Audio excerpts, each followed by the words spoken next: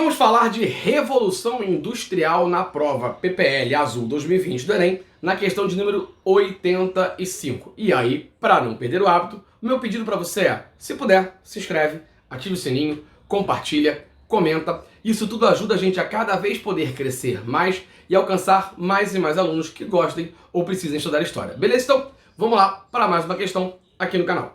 A Inglaterra não só os produzia em condições técnicas mais avançadas do que o resto dos países, como os transportava e distribuía.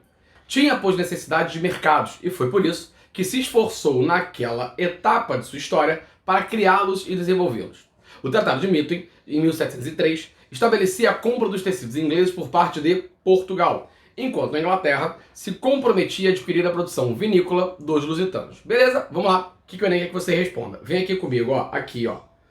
No contexto político-econômico da época, esse tratado aqui, teve como consequência para os britânicos letra A, aplicação de práticas liberais.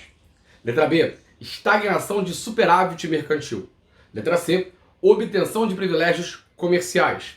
Letra D, promoção de equidade alfandegária. E letra E, equiparação de reservas monetárias. E aí, vamos lá. Porque essa questão é bem interessante, porque a partir dela a gente pode dar uma aula aqui muito rápida sobre a Revolução Industrial Inglesa.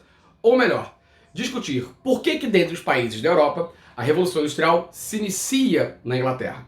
E aí, vamos lá, olha só. Na verdade, não é o único fator que permite isso.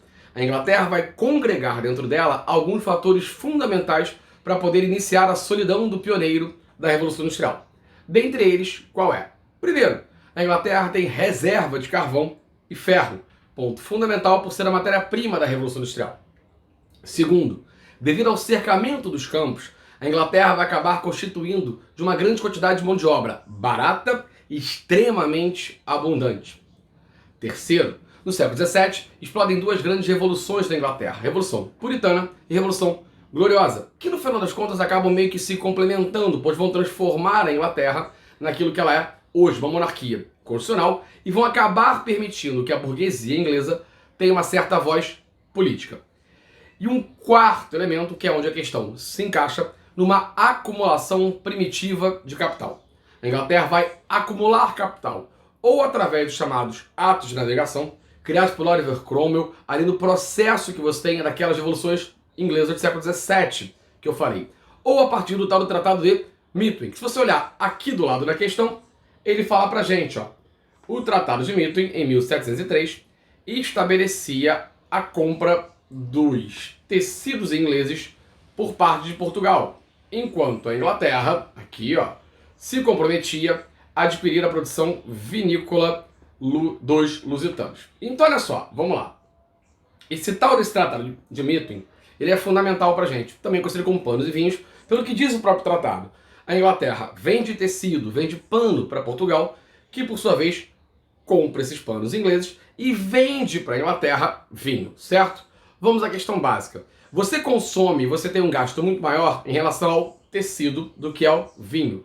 A tendência natural disso então é que Portugal se endivide. E aí isso é mais barato. Porque olha só, 1703. Vamos lembrar Portugal? Portugal tem uma grande colônia nessa época. Quem? A gente, Brasil. Estamos no meio do ciclo minerador. Resultado, nós vamos pegar o ouro brasileiro, que será mandado para Portugal.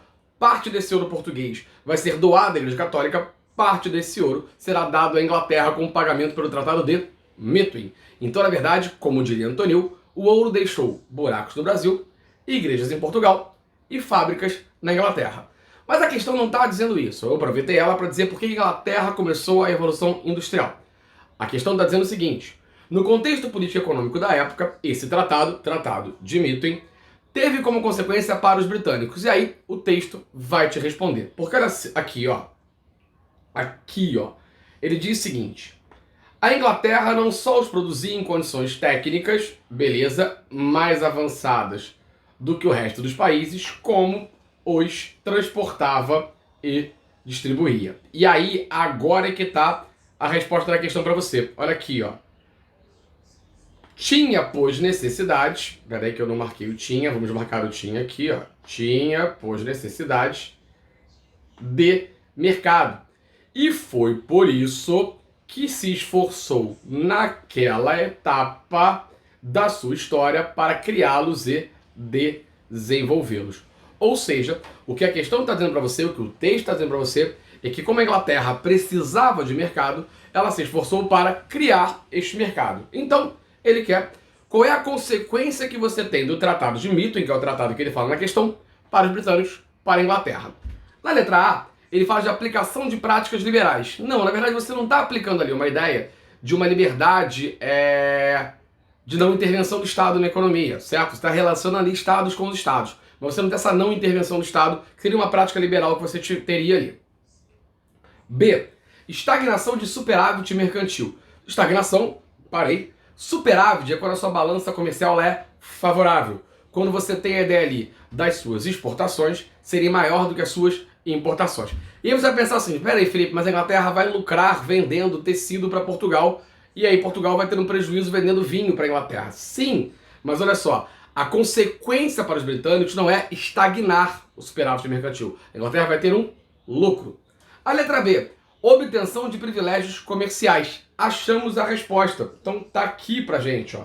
A Inglaterra acaba obtendo privilégio comercial nessa relação entre Inglaterra e Portugal. Um tratado desigual que a Inglaterra acaba se dando bem. E a questão diz para você, o texto fala, ó, pôs necessidade de mercado e foi por isso que se esforçou naquela etapa de história para criá-los e desenvolvê-los. A Inglaterra criou um mercado que a favorecesse. Beleza?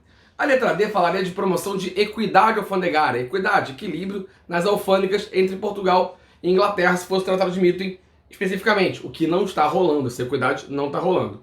E a letra E fala de equiparação de reservas monetárias. Não, a Inglaterra vai ter muito mais lucro do que Portugal. Não é à toa que a Inglaterra acumula primitivamente capital e faz a tal da Revolução Industrial. Beleza? Questão resolvida aqui no canal. Mais uma para você. Espero que tenha gostado. Se ficou até aí, comenta, me diz o que você está achando. É importantíssimo pra gente. Abraço e até qualquer dia.